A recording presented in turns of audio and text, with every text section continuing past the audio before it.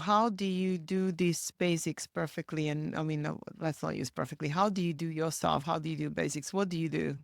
So I love the fact that you corrected on the perfectly, Yeah, because that, that doesn't exist I'm of the actually. opinion that doing things well most of the time, doing something that is good enough, right? That doesn't mean we become complacent, but how do I do it?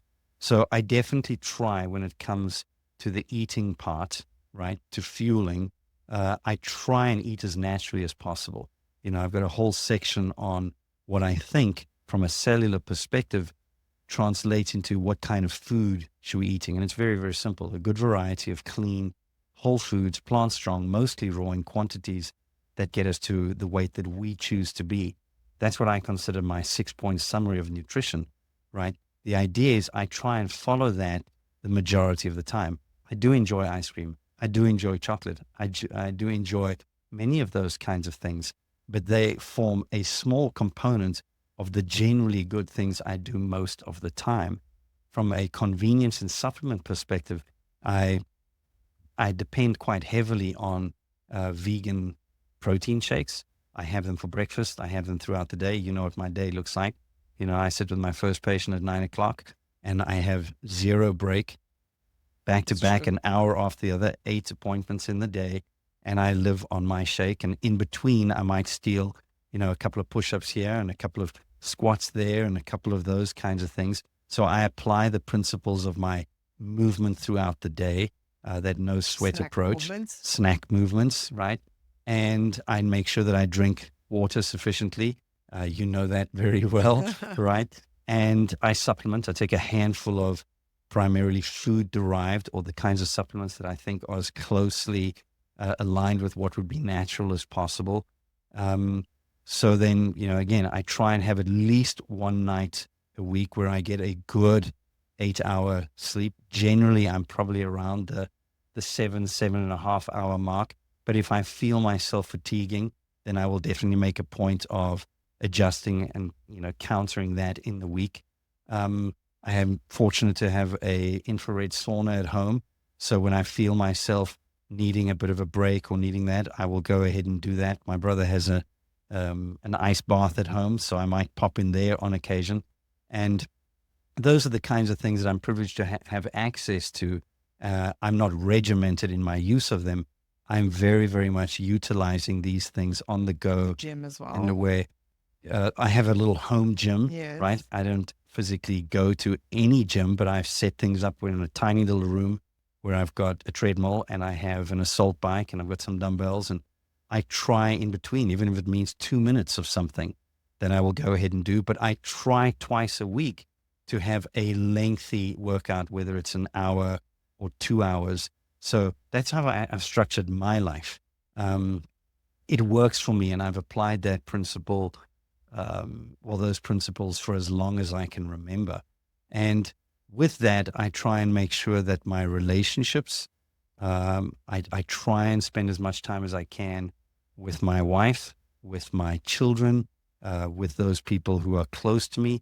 That is oftentimes quite difficult, but that's why I usually try and cap my work time to, you know, these are the hours that I try and work. Inevitably, I end up doing things at home, whether it relates to Perspective for Life, whether it relates to patients who are messaging, etc. I have a full life for which I'm immensely grateful. But it's very seldom that I ever feel overwhelmed or stressed. And that's largely because I've got these little bits and pieces in place all the time, and also because I'm very, very mindful of my functional potential and try never take on that which is beyond what is realistic for me. Um, and that has been something that has been helpful. So, practically speaking, again, I try and function with margin. In other words, I try and leave a gap within the time that I have where it's not occupied to the absolute limits, because I know inevitably things are going to come. So when something gets added to my day, it falls into the gutter area that I have, Oh, okay. which means that I don't then end up pushing, right up against the limit. I make provision for the additional things that are likely to come. And even with that, I mean, even today, I'm mindful of some of the calls that I've had, people asking for things. They press those boundaries all the time. And it was a question that you had a little earlier. How do I guard against that? Often apologetically, often saying, I wish I could help, but for me to do so, I'm going to dilute what I'm doing for that person.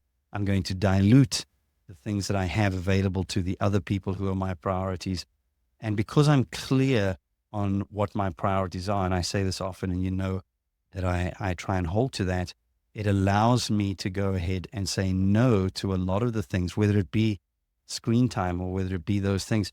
Yes, I have a look from time to time. I find some wonderful quotes. I love the odd, song that I pick up on some of the social media, but it's very seldom that you'll ever find me spending more than 2 minutes or 3 minutes on any of those kinds of things, just because they don't, they're not priority. So in many respects, again, I think that in the time that I've had to really look at these things, to really apply these things, I'm very, very happy with the way in which I try and navigate the inevitable challenges. Not perfect, far from it. Don't always make the best decisions, but I'm quick to recognize where the failures are, learn from them, and try and fine tune and redirect, and then exercise the self control and motivate that with the intrinsic things that we'll discuss in other videos. Okay, so that's very intentional life. Very intentional. I said at the beginning, any success, right? Few good decisions and a lot of perseverance. If you break those two things down, well informed, right? Aware, intentional, and repetitive. And I think that I think that the CD in my car, the fact that it's still a CD should prove that, is still the same CD that I've had probably for the last 15 years unchanged. As boring as that might sound, right? I am somewhat repetitive in the kinds of things that I do. And thankfully, it works really well for me.